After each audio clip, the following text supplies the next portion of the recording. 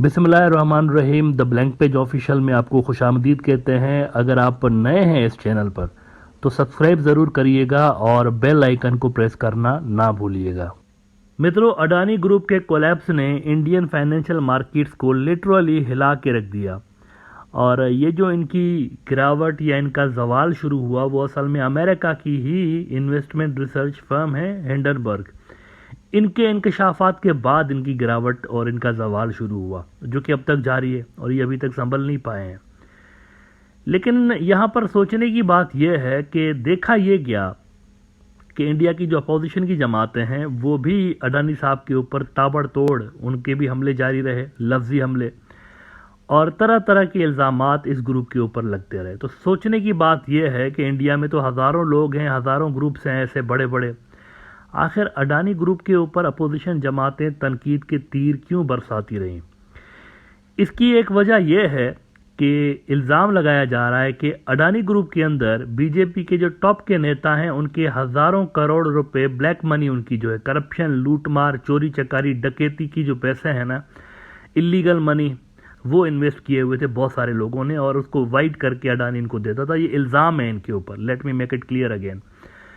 अडानी इसको रिफ्यूज़ करता रहता है, बीजेपी वाले भी इसको रिफ्यूज़ करते रहते हैं, लेकिन अपोजिशन की बहुत सारी जमातें कहती रहती हैं कि ये देश की चोरी का पैसा इन्होंने यहाँ पर भी लगाया हुआ था इस ग्रुप के अंदर। तो अगर इस बात में हकीकत है तो सर्टेनली ये एक बहुत बड़ा लॉस है बीजेपी के लिए। लेकिन आपको ये बता दूं कि ये वही ग्रुप है, ज़्यादा दूर मत जाएं आप, अभी सिर्फ अगर आप 8-9 महीने पीछे का डेटा देखेंगे ना तो अडानी ग्रुप के लिए पता है क्या कहा जा रहा था? अडानी ग्रुप के लिए ये कहा जा रहा था कि ये जो चाइना का BRI है ना, इसका इंडियन अल्टरनेट अडानी ग्रुप वाले लेकर आएंगे। ये बाकायदा ये कहा गया। निकाय एशिया को मैं कोट कर देता हूँ, ये देखिए कितना कहाँ से ये ग्रुप नीचे गिरा है। निकाय एशिया वालों ने खबर लगाई 16 अगस्त 2022, इस वक्त देखिए साल भी नहीं हुआ, तो 16 अगस्त 2022 को ये कह रहे हैं Adani group can lead India's alternative to China's Belt and Road tycoon's conglomerate ready to vie with Beijing state infrastructure groups. तो यहां तक यानी ये स्ट्रेटेजिक मामला जो है ना इंडिया के, उसके अंदर अडानी जो है वो शामिल था। और ये भी याद रखें कि इसराइल के अंदर भी हाइफा का बंदरगाह इन्होंने ले लिया, श्रीलंका के अंदर बंदरगाहें ये ले रहे थे। पोर्ट्स का खेल है ना इस वक्त सारी दुनिया में, जो कोल्ड वार चल रही है, पोर्ट्स उसका बहुत इंपॉर्टेंट हिस्सा है। सी रूट्स पर कंट्रोल करने और सी रूट्स पर इन्फ्लुएंस बढ़ाने की लड़ाई चल रही है सारी की सारी अमेरिका और चाइना के दरमियान। तो उसके अंदर इंडिया की तरफ से बड़ा प्लेयर अडानी था। इसराइल के अंदर हाइफा स्ट्रेटेजिकली इंपॉर्टेंट बंदरगाह है, वो इन्होंने ले ली और श्रीलंका के साथ भी बातचीत इनकी जारी थी और म्यांमार के अंदर इन्होंने पोर्ट लिया हुआ था। अब आपको ये बात जानकर हैरत होगी कि बे ऑफ बंगाल के अंदर भी इंडिया का जो सबसे बड़ा प्लेयर था ना इस हवाले से कि चाइना को compete करेंगे, अडानी था। अब या अडानी को आगे जानबूझकर लाया गया था या फिर अडानी जो था वो खुद अपने बलबूते पे आया था, वो सेपरेट इशू है। मतलब ये भी हो सकता है कि बहुत सारे वो जो बीजेपी के लोगों ने इसके अंदर पैसे डाले हुए थे, हो सकता है वो अपनी रिटर्न बढ़ाने के चक्कर में इस ग्रुप को मजीद आगे करते जा रहे हो कि ये बढ़ेगा तो हमारी रिटर्न भी बढ़ेगी इसके अंदर, उसको छोड़ देते हैं। लेकिन अगर आप स्ट्रेटेजिकली देखेंगे तो वाकई में इनके पास बहुत सारे कार्ड्स थे अडानी ग्रुप के पास। म्यांमार के अंदर इन्होंने चाइना को काउंटर करने के लिए पोर्ट लिया था एक और उसको डेवलप कर रहे थे ये। अब हुआ ये कि इन्होंने म्यांमार के अंदर पोर्ट तो ले लिया। अच्छा, ये मिलिट्री जनता जब आई ना, उससे पहले की इनकी डीलिंग्स चल रही थी। वो जो आंग सान सूकी की जो गवर्नमेंट थी उनके साथ तो इंडिया के बड़े ज़बरदस्त रिलेशंस थे, तो इंडिया ने अपने असर और रसूख को उस वक्त यूज़ किया और इनको ठेके दिलवाए। देखें, मोदी साहब का खुद का नाम आता रहता है कि इन्होंने श्रीलंका वालों को कहा, मोदी ने खुद कहा कि अडानी को प्रोजेक्ट दे दें आप वहाँ पर एनर्जी प्रोडक्शन का। और बांग्लादेश के हवाले से भी इनके ये जो एक पावर प्रोजेक्ट इनका है उस पर भी सवालात उठते रहे कि 5 गुना ज़्यादा कीमत कैसे बढ़ाई गई है उसके अंदर। ये भी एक बड़ा मीडिया ने वहाँ पर मुद्दा उठाया ना, तो ये कंट्रोवर्शियल भी रहे अडानी ग्रुप वाले।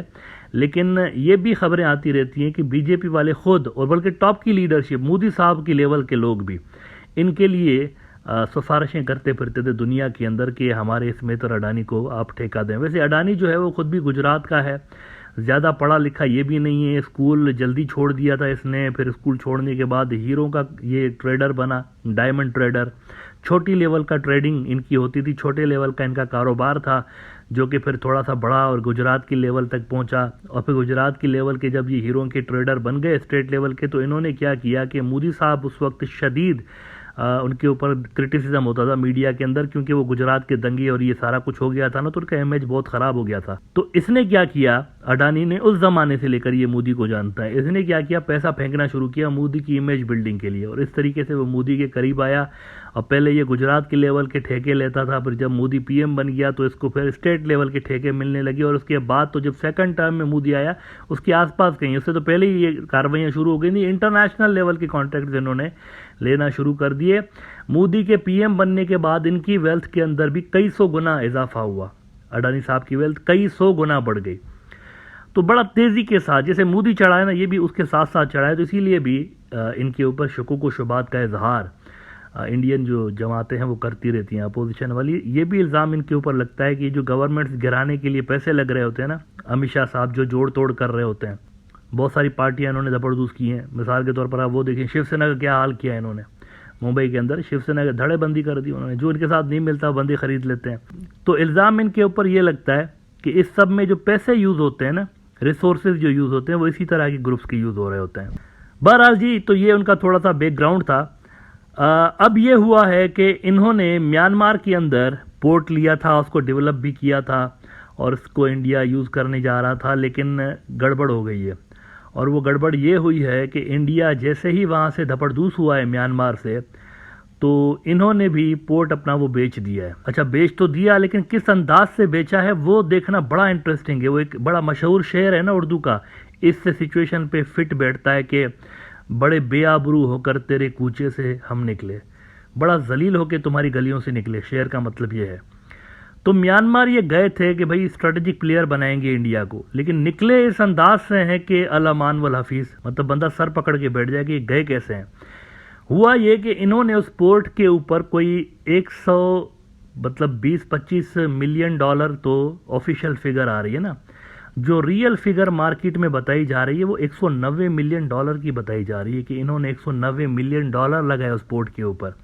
और अब बेचा जो है ना, उसको कितने में बेचा है, ओनली 30 मिलियन डॉलर में। 190 मिलियन डॉलर की चीज़ ये 30 मिलियन डॉलर में बेच के भाग गए वहाँ से, म्यांमार से धपड़धूस, इंडिया धपड़धूस हो गया म्यांमार से। वो पोर्ट वोट का पोर्ट भाई, वो अडानी वहाँ से सारा अपना बेच बाच के वहाँ से म्यांमार से जो है ना वो 9-2-11 हो गया। निकाय एशिया ने ही खबर लगाई है कि India Adani group sells Myanmar port for a loss making 30 million dollar despite 127 million dollar investment Adani ports driven by shareholders to sell after coup. ये देखें 127 मिलियन तो ऑफिशियल फिगर आ रही है, लेकिन असल फिगर जो है ना निकाय एशिया ही बता रहा है कि ये 190 मिलियन डॉलर से ऊपर है। वो कहते हैं कि how ever a source familiar with the matter said Adani ports had invested 195 million dollars in the greenfield project which had not become operational yet. तो आखिर में ये निकला है, वो कहते हैं खोदा पहाड़ निकला चूहा वो भी मरा हुआ। तो आखिर में ये निकला है खोदा पहाड़, बहुत कोई ज़बरदस्त BRI का अल्टरनेट अडानी लेकर आएगा, और निकला चूहा और वो भी मरा हुआ, किसी काम का नहीं। वहाँ से जो ऑलरेडी इन्वेस्ट किया था उसको भी छोड़ छोड़ कर अडानी ग्रुप जो है वो अब वहाँ से निकलने के चक्कर में।